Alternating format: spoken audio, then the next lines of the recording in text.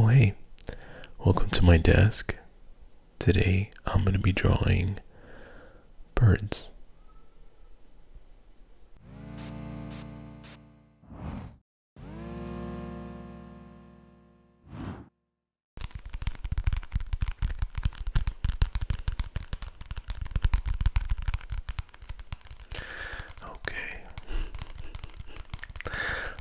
Okay. So feel like first I gotta say that it's really hot in this room right now. And I'm just worried about what's to come because it's only April. But enough about that. I picked out some birds that I'm gonna draw today, and literally I just googled the first birds that came to mind, and I think there's like 5. And I'm gonna start.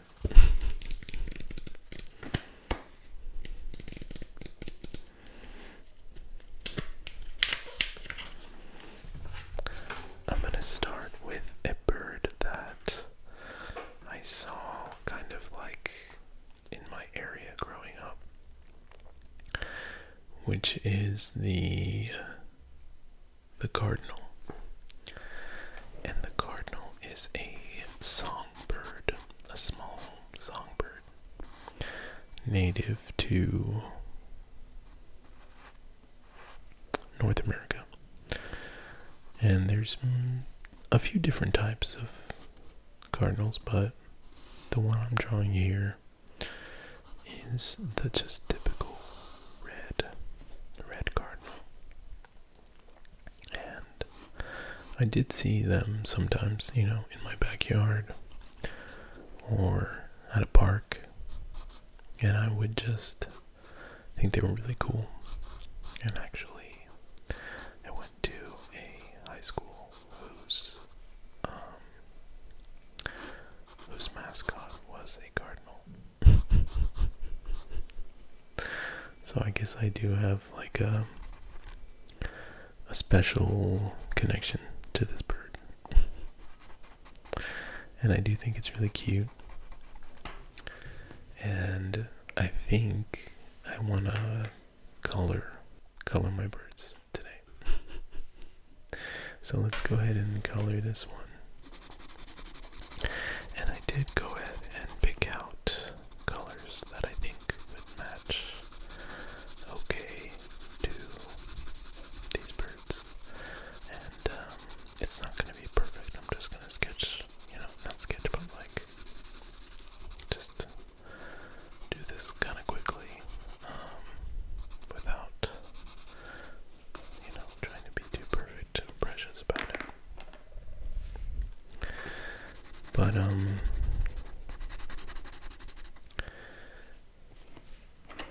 let's see. They are an interesting bird because they kiss when they're mating. Or actually, the male feeds the female in a way that looks like kissing. Alright, I think that's it, so let's move on. Okay, so the next bird, the type of bird that I'm going to draw next is the flamingo. And the flamingo was just, one of the first birds I could think of, as I already mentioned. But I do think it's an interesting looking bird. And I also have just, in my lifetime, heard some interesting facts about the flamingo that I thought, okay, maybe I'll share. I feel like a lot of people already know this, but the reason they're pink isn't because they're born pink, but because of their diets. They eat a lot of shrimp that are high in, what is carotenoids, I think. And that turns their feathers pink.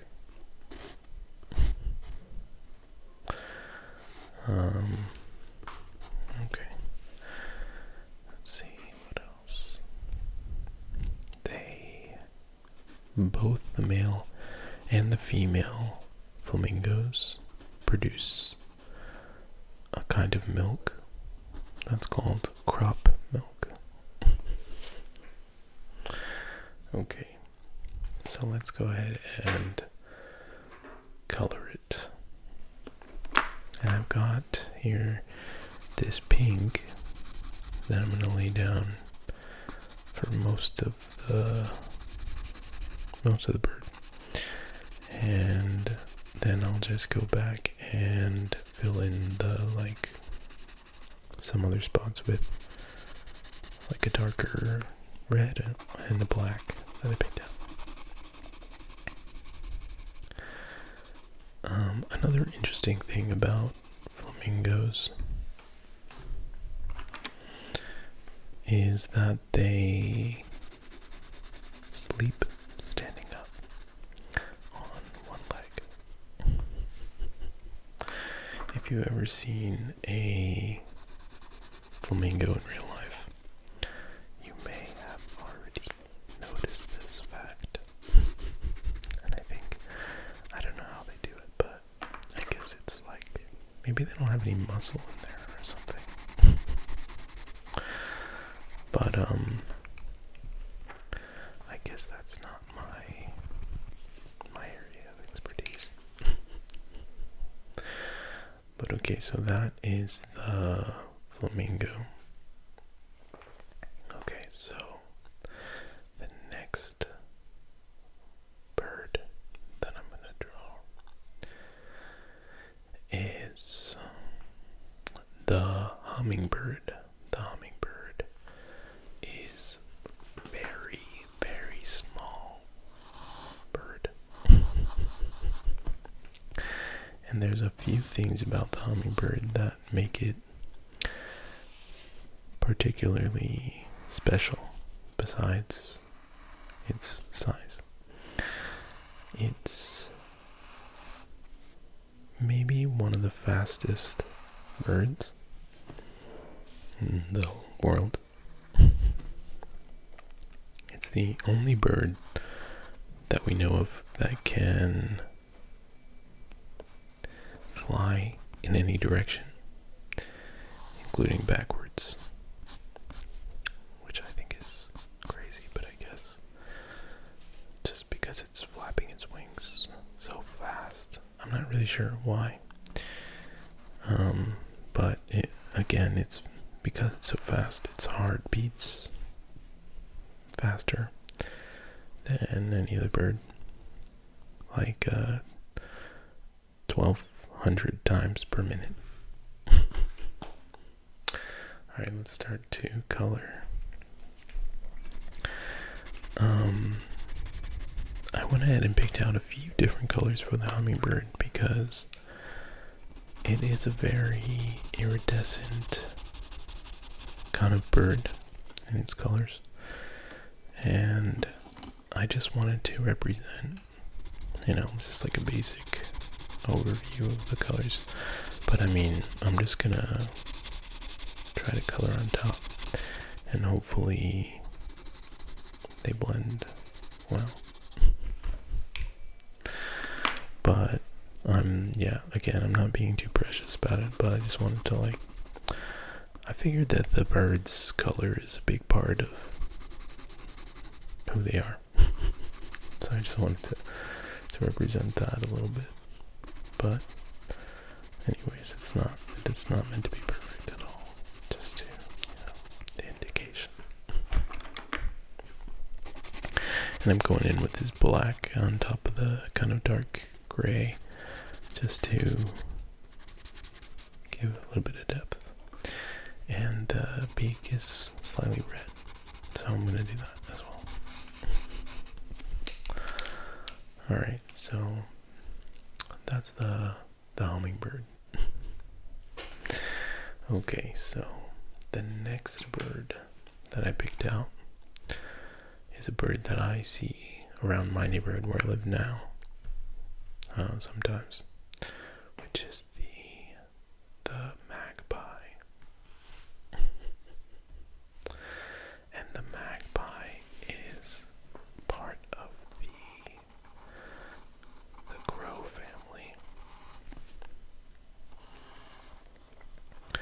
And if you don't know, crows are like maybe one of the smartest species of birds. A lot of birds are actually super intelligent, but especially magpies and especially crows.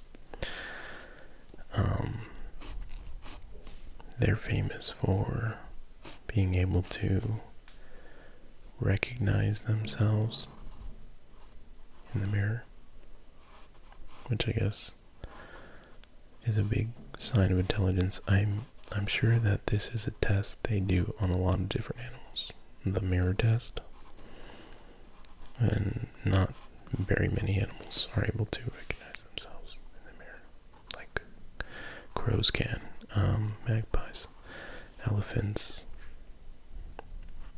I think maybe some dogs. Well, anyways, they also have funerals for their loved ones, and they have especially good memory, and they can form meaningful bonds with anyone, with humans as well.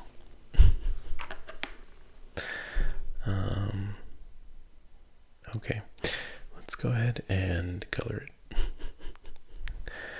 And obviously magpies are mostly black, and part of the reason I didn't choose a normal crow was because I wanted to just color a little bit more,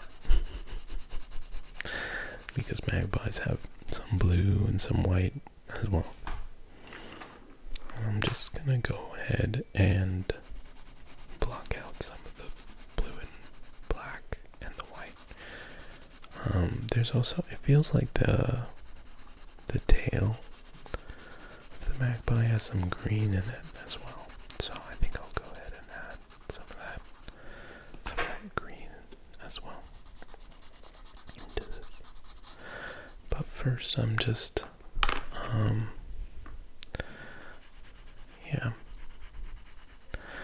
laying out the basics, and then I might try to go on top and add some more layers to this, just to give the indication of some depth. And I'm gonna do these feet here too, which are black. Honestly, bird feet are super scary to me. Just has such a dinosaur-like energy. Oh, I forgot the beak, which is also black. Yeah, birds are kind of scary. I kind of feel a little bit of like a love-hate, not hate, but just respectful fear. Alright, the next bird, I might have to look this one up.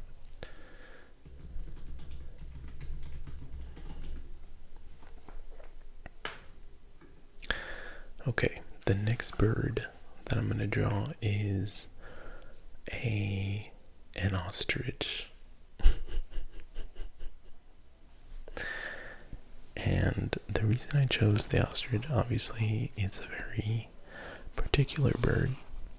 It's the world's largest and heaviest bird. I think maybe the emu is a close second.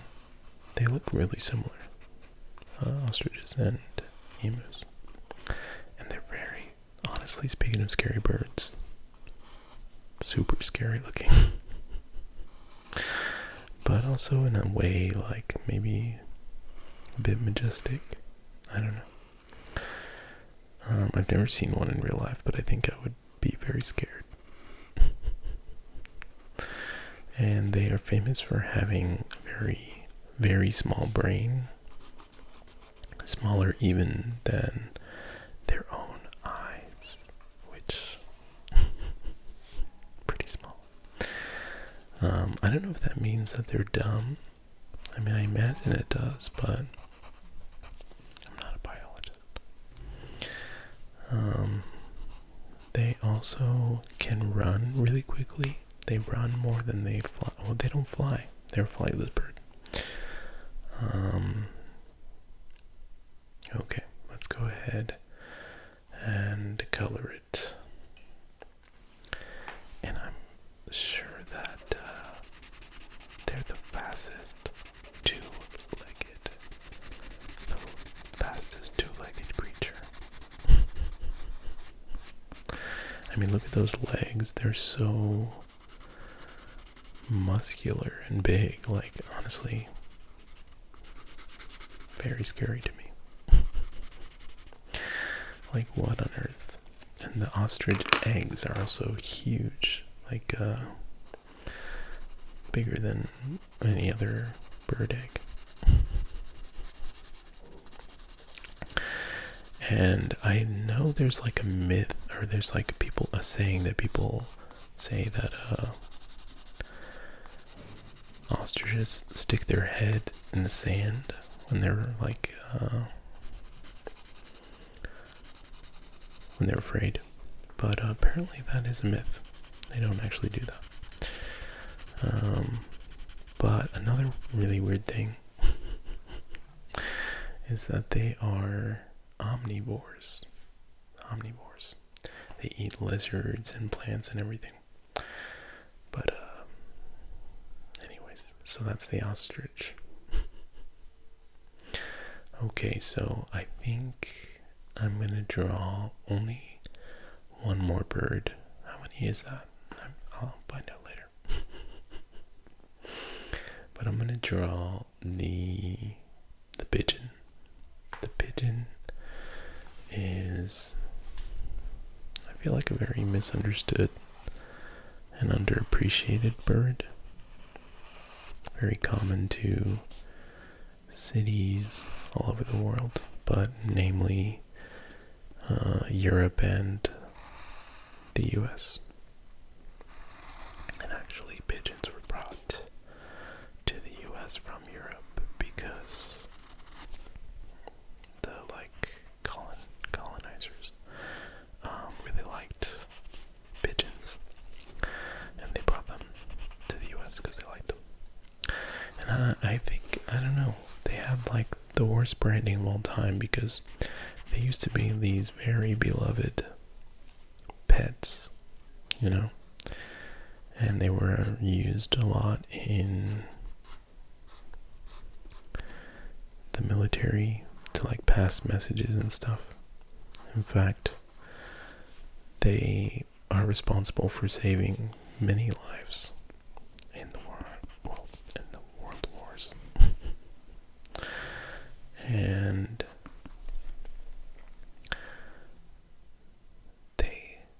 so I'm gonna color it. But they're really, really smart birds, and they mate for life. A lot of birds mate for life, but pigeons mate for life. And I know this personally because there is a couple of pigeons that keep coming to lay eggs on my balcony. And it's been a problem for me because, well, the first time it happened, I was kind of excited, but after a while, it's a lot of poop. So I have done a couple of things to avoid them laying new eggs after the, first couple of babies. But I know they're really smart, and they're cute. They have really good memory, and they can